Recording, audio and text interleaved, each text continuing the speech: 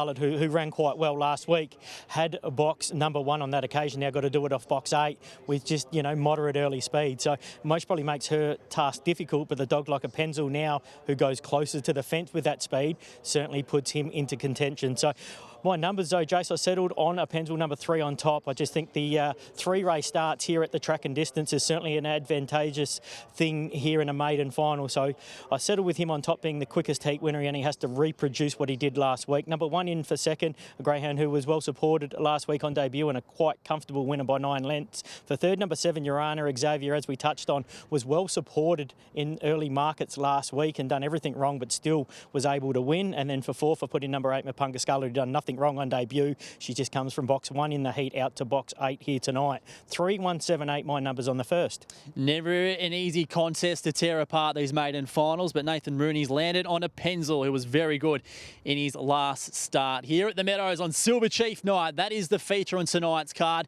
It is race number 9, and throughout the night we've got some other points of interest as well. Phoenix Contenders trialling. After race 2, Smooth Plain, and after race 3, Big Energy. You can see those trials live on Sky Racing Active. Silver Chief Night here at the Meadows. Race 1, here's James.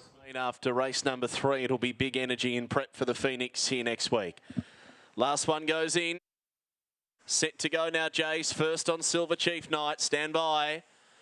They're racing, and a Punzel only fair to get going. Out fast, Whatever Jack, and good speed from Shimmer Blush, and Mapunga Scarlet's carving over. Settling down at Shimmer Blush, being pressed now by Mapunga Scarlet, who crosses over. Takes the lead now up to third, Urana Xavier. And there followed Valenzuela, who's back there with a Punzel with a bit to do. Then Whatever Jack, Shimmer Time. And at the end, Oregon Janet off the back. It's Mapunga Scarlet, the leader. Led by a length to Shimmer Blush, and Urana Xavier's winding up 3 deep as they drive at Shimmer Blush, the inside lifting, and Shimmer Blush drove through to win it. Shimmer Blush by a half, Urana Xavier. Third, Mapunga Scarlet, and they got away to Valenzuela. And then Oregon Janet, who picked a few up late from a Punzel, who was never really in the call, with Whatever Jack and Shimmer Time at the end. Start the night with a fast run, 30.05 for Team Daly. 30.05 for Team Daly. Shimmer Blush gets the job done, Nathan. It's just a really good indication, isn't it, that you never quite know what to expect from first start to second start, because this boy here, he got home in a time of 12.35 in his one and only start, which generally is on the weaker side when it comes to run home time. So he's turned that around tonight and finished off well. He certainly did, and he went from an outside box draw last week in box 7 where he couldn't quite get across in the early stages to box 2 tonight, where he was able to get hard up against the rail. And then he was certainly pressured throughout the event by Mapunga Scarlet out in box number 8, but just hugged the rail, kept punching up and holding. And then the three of them were pretty neck and neck down the home straight. But as you mentioned, that second run at the race is getting a bit stronger. Had that racetrack experience from last week and was able to post 30 even on the board, 12-12 run home this week. And I think the box draw certainly brought it into contention and certainly improved second start at the races tonight. Yep, that he did. And it's a bit of a snowball from Dave Gleeson's involvement in greyhound racing as well, because you know these Shimmer greyhounds with the prefix, and it goes all the way back to Shimmer Goonie back in 2011, 2012, and he's had a tremendous run in the past 12 or 13 years with the likes of Shimmer Shine, Shimmer Bar. Yeah, there's another female who was really good as well. There's been plenty of them, hasn't there, and it's going to continue on. It's not stopping, it's not slowing down. He's got a really good dam line. He keeps breeding to proven size, this one out of Fernando Bale, so happy to go to the top of the range size. Shimmer Shine was obviously out of Barcia Bale, so he goes to the top of the range size. He's got a high quality dam line. He teams up with Team Daly, and he just keeps getting the results, and he was able then to produce another handy dog. Any time you're running 30 even, winning your maiden, it's certainly plenty of upside. And as you mentioned, the improvement from last week to tonight was significant. And with Team Daly's, they continue to improve with time. So there's no doubt this greyhound, after 10, 15, 20 starts, will just continue to get better and better. But I tell you what, it's a fair leaping pad to kick off from, running 30 dead to win your maiden. Yeah, indeed. Good performance from him. And it's a question I want to ask you as well. And he spoke pre-race about what sort of you look for when it comes to performances in first starters, and then what you can expect from them in their next start. Do you also consider who they're trained by as to how much improvement you expect from them as well?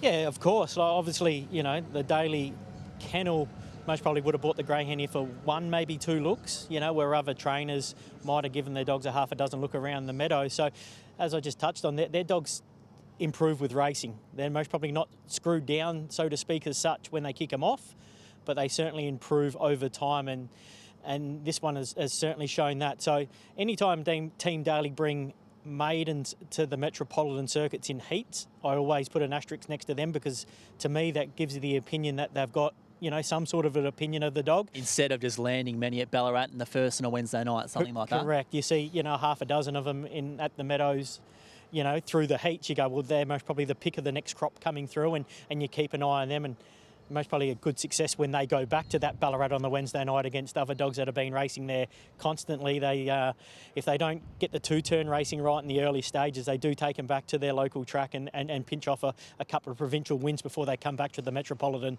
circuit. So when they kick off in the city, I always take note that they're going to be a high quality animal, or a greyhound that certainly showed them something at home and not at the trial track. So no surprise to see Shimmer Blush improve and win quite well in race number 1. And from a preparation point of view as well, you mentioned that he may have had 1 or 2 looks here at the Meadows, and people out there might be thinking, well, how have they got him ready to race? I guess they had that luxury, don't they, of their own trial track at their home? Yeah, they've got their own trial track where they do a lot of work, and they can do that base fitness where the local smaller trainer here would have to give, you know, their dog some box to boxes and some shorter runs here, and then build up to post before they're ready for 500, where the Dailies have, you know, I don't even know the complete circumference of the track, but it's no doubt 400 or 500 metre circumference where they can do majority of the work there, and then go to Ballarat and put them in some half field trials and some paired trials, and come to the Meadows and give them, you know,